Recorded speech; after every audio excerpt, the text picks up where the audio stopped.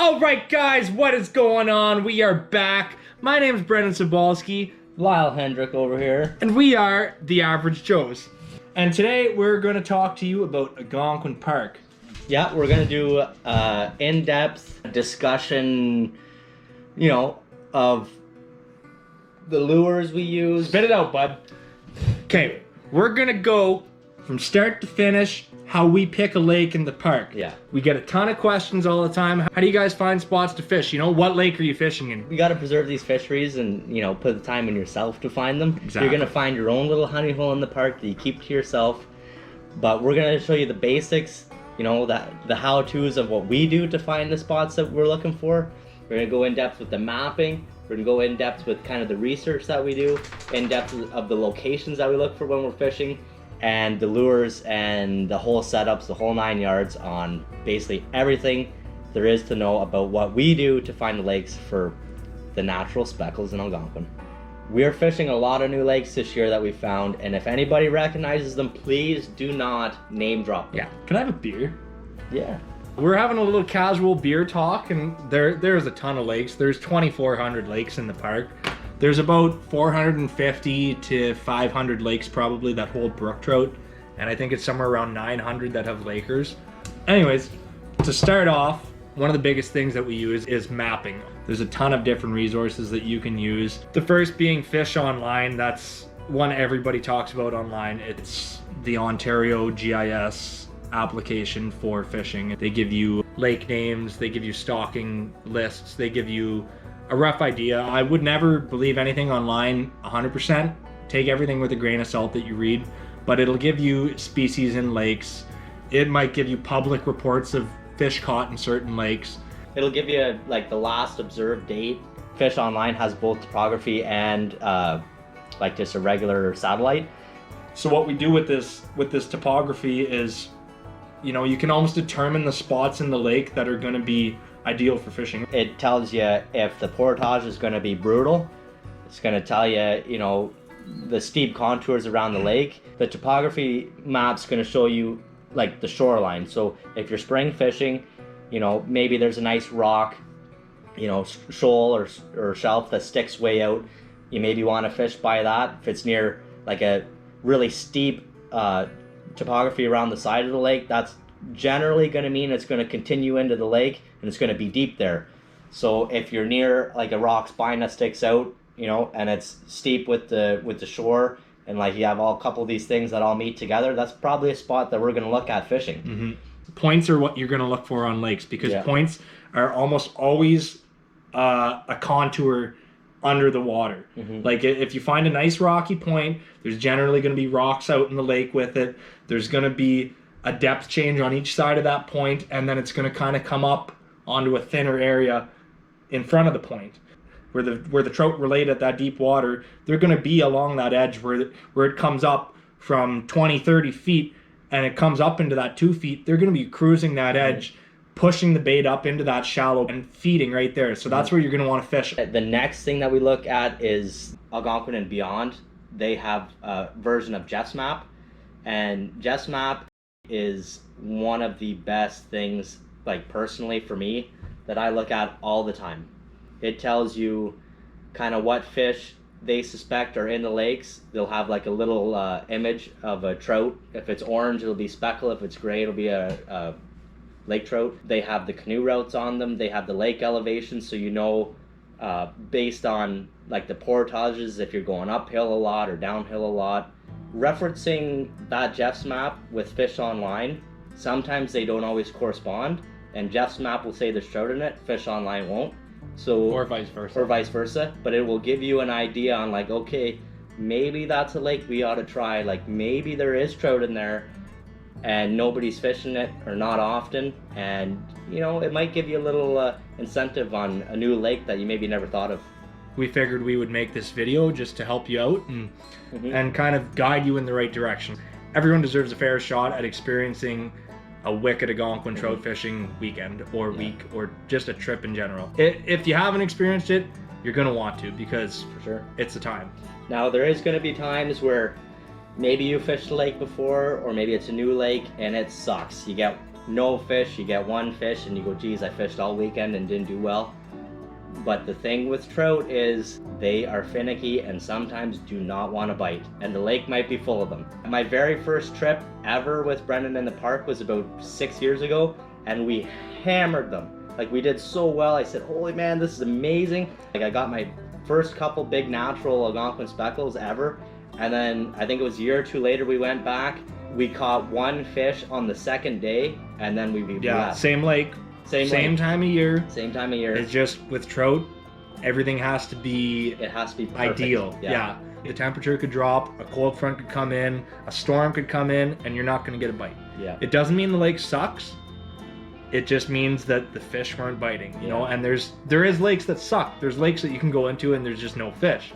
But there's also great lakes that you can go into and catch no fish. Yeah. You almost have to plan your trips with the weather. That's the biggest thing in the spring, because you can get a lot of volatile, cold, just shitty, wet, not good trout fishing weather.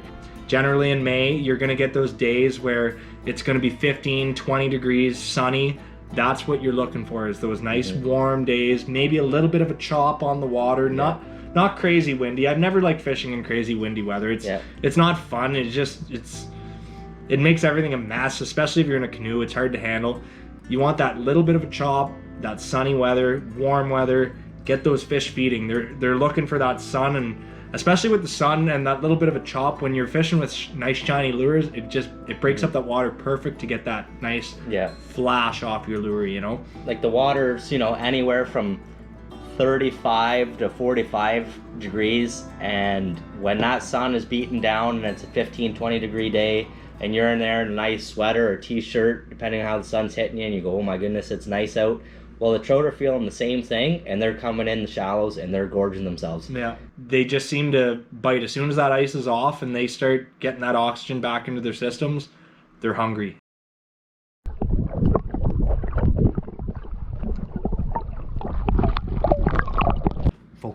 Focus on this big guy. We're gonna go over our lures and everything that we use to catch speckles, spring, summer, and Bit of trolling stuff too. We're just gonna go over everything. So my first little tackle box here, I got terminal tackle. Yeah, I got swivels. I got small little creek hooks for creek speckles. I got big long shanks. Big long shanks. Yep, thank you.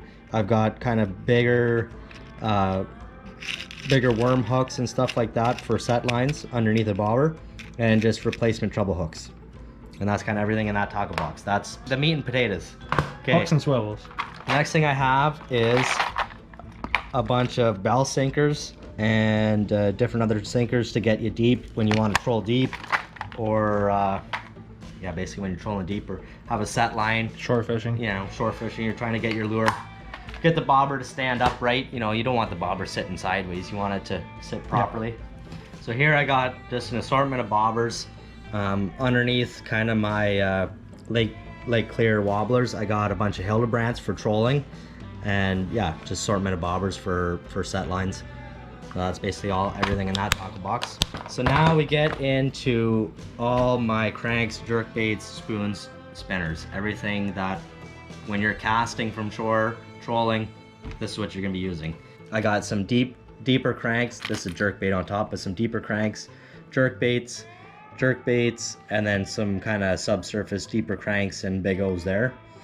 Kind of my top three are smaller spoons, smaller spinners under here, and a small big O and small little jerk bait. Kind of move into here, I've got some medium sized spoons. I've got some bigger spinners, medium spinners, and then a little bit bigger spoons. So I'm just gonna grab a couple of my favorites right now.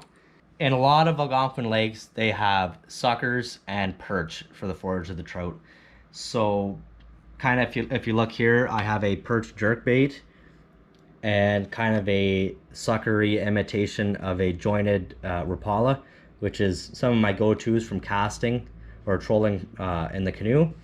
I've got a nice MEPS number 3 spinner with just some marabou that I tied on for the trailer. Here I have a Weaver grabber spoon, 1/4 ounce. I have a Williams Ridgeback.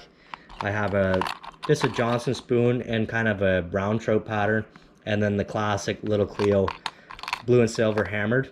In the summertime, if you're fishing for speckles, one of my favorites and my dad's absolute favorite for speckles is the Hildebrandt, gold Hildebrandt. So you got your leaf gang troll, two to three sections, 2 leaves each, and then off the end of it, I have just a good little piece of mono line with a long shank hook, and on that long shank hook, I'm going to put a big dew worm. The leaves spinning are going to attract the fish, and then they're going to come up, they're going to look at it, you know, they're going to say, what the hell is this? Shining like this and flashing in my lake. And then they're going to see, oh, look at that big juicy dew worm behind it. Ooh, that looks delicious. And then you hook them and you catch them, you know, and it's awesome. So I've got a few different sizes of EGBs. They're a good spoon. I like red for trout. Blue for trout has seemed to work pretty good the last couple of years. Yeah, some different color patterns are always good to have. You know, you don't know what exactly they're going to bite on those days. Copper is always a pretty good color for trout. Then you also got your spinners. Panther Martin's good. Panther Martin is good, yeah. Yeah. You know, Mepps Black Fury, number, what is it, 2, 3? 2 and 3 is good. Yeah, number 2 and number 3. I like blue foxes, just a silver blue fox. I think I have one in here. There's a little silver one. Just something plain like that. You can, you know, you can cast them from shore. I find silver works really good. You just tip them with a little bit of worm, half a dew worm, or just something. We're gonna show you in the spring how we actually set up our lines, but I'll give you a quick sort of a rough idea. You know, here's your water top, right? There's your water. You're gonna cast your line out, and what I'm gonna have is a bobber sitting like this. You know, there's my bobber. I'm going to run about 2 feet, and then I'm going to have a hook on the line right here, and then I'm going to run about 2 more feet. You want to keep your bait a couple feet off bottom. It's same as the winter. And then down here at the bottom, you're gonna have your little bell sinker, right?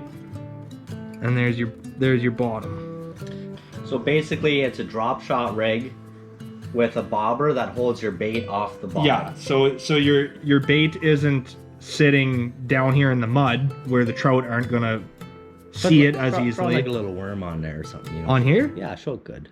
You kind of want to just keep it up off bottom. The trout that are a little bit further away, they're gonna see it. If it's sitting in the mud, they're probably not gonna see it. They might swim right by. Inflowing and outflowing water is also a good thing to key in on, especially inflowing with trout. You're gonna get that cold water's moving in all the time with inflow, right? And in the fall time, especially if you're in the park in late September, right before it closes, fish the mouths of rivers where they're flowing into a lake. That's where the trout are gonna start to kind of congregate up, and they're gonna get ready for their spawn. They're right in the pre-spawn in the fall, right? In September, they're getting ready to move up that channel and release their eggs. And like structure, moving water, fresh spring water, anything different, logs, beaver houses, anything that sticks out. Mm-hmm. You got to look at the things that are going to hold the bait, and there's so many variables depending on what time of year for where fish are going to be. So it's hard to explain this all in a 10-minute video. But if you find us on Instagram and send us a direct message, we'll answer any questions that you might have for us. We're good that way. Yeah. We're not going to tell you the lake. We won't tell you the lake, but we will help you point you in the right direction. Yeah, we will help you. So if you're curious and you're maybe a little confused on the video, if we didn't answer the question that you're quite looking for, shoot us a message and we'll answer you, as quick as we can, which is probably going to be within like an hour or two because we don't have anything better to do. Yeah, we're addicted. Yeah.